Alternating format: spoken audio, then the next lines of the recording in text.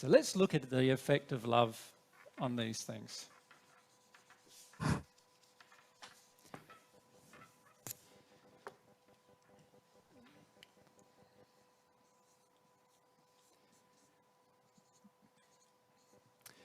Now, love is the most powerful force and also the most powerful emotion you will ever experience. Could you agree with that, do you think? You think about how when you fall in love, what happens to the rest of your life. It sort of pales into insignificance, doesn't it, in comparison to that love. So love is the most powerful force and the most powerful emotion you'll ever experience. Now, God created it that way, of course. In the creation of love being the most powerful force, there are actual laws involved around love. Like love operates under certain conditions, and therefore there are certain principles involved with love that operate. And God created the law of attraction only for a loving purpose. And this is the loving purpose. It is God's messenger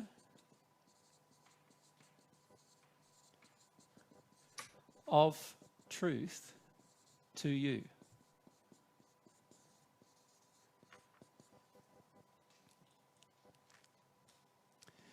So this law of attraction, even if you had no other person to talk to in the universe, God would be able to talk to you through this law by showing you what your condition is at any point in time through what you attract. So it's actually God's messenger of truth to you personally.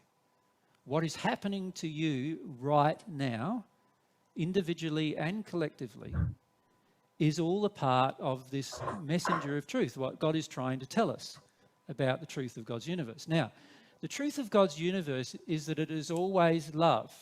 So just put love up there again. Right? So everything that God is trying to tell us always has a message. An underlying core to every message is about love. Right? Every single thing God's trying to let you know about is about love. And the way God uses this law of attraction, or created it to be used, is this. It is what I would classify as a feedback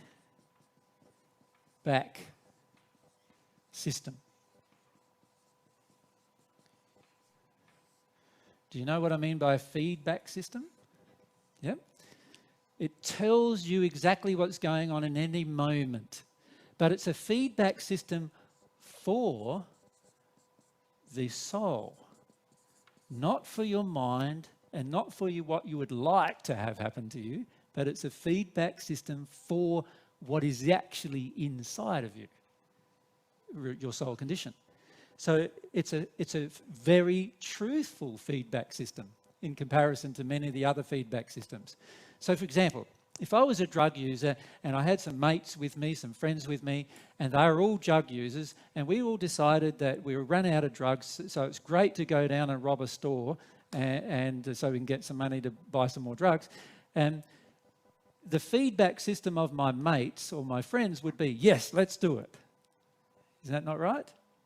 Because we're all in agreement that we all need some more drugs to get our fix.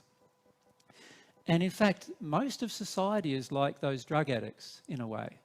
We have our fixes or our addictions that we would like to have met.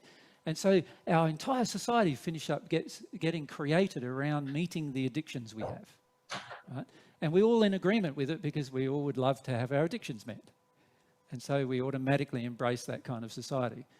But the feedback system that God's created is telling us already that the way we've constructed our society is not in harmony with love, because there's so much pain that happens as a result of what happens in society.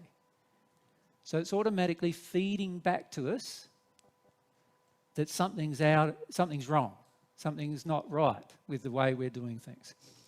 So it's a feedback system for the soul, but it's also a feedback system for collective souls.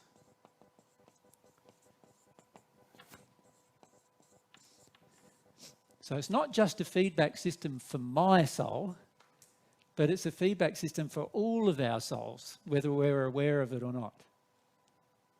So God's created this beautiful feedback system based around love, that's trying to tell us the truth of every single thing that happens to us. And basically what he's trying to tell us is that's out of harmony with love. That's in harmony with love. That's out of harmony with love, and so forth. It's a way of measuring what's in and out of harmony with love. Yeah. Now, if we see the law of attraction as that, can you see we're going to enjoy it rather than fight it? See, what happens for many people once they learn about this law, they go, why is this damn law of attraction bringing me this thing? Right? Whatever the event is. Instead of going, it's beautiful this law of attraction has brought me this thing. All of God's laws are loving. Everything we attract is loving in the sense, and I don't mean that everything that happens to us is loving. I mean everything we attract is loving in one sense, and that is that we have the opportunity to learn about love through whatever we've just attracted. There's a message system going on here.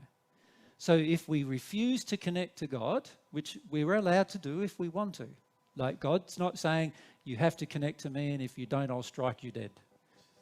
Now, a lot of religions would like to have that as an idea, but it's not true. How many of you have sworn at God and still not be struck dead? So if that's the case, then that probably is proof that God's not going to strike you dead no matter what you do, right? And there's plenty of people that do very, very negative things and they never get struck dead. So that tells me that God doesn't strike people dead for a start. Secondly, we need to understand that the law of attraction is the messenger that God has to allow us to exercise this other gift of love that we have, which is, remember I wrote it before, this gift of free will. So this is a loving gift God gave us, and God's basically saying to us, look, if you use your free will in a loving and truthful direction, then you'll find the law of attraction that I've made will operate beautifully for you all the time. But when you use your free will in a very negative direction, in an unloving and fear-based direction, then you'll find my law of attraction will be the messenger of truth to you, telling you that actually something's wrong, something's going on. Now, this applies to absolutely everything that can happen to you, even every disease that happens to you, every illness that happens to you, everything that happens to your body, every wart you have on your skin, every injury you get when you're chopping up the vegetables or something and you get an injury. That's an event telling you something that's happening in your soul. The key is just how do we go about discovering what it is. That's the key. But it is God's messenger of truth every single event that happens. Every single event.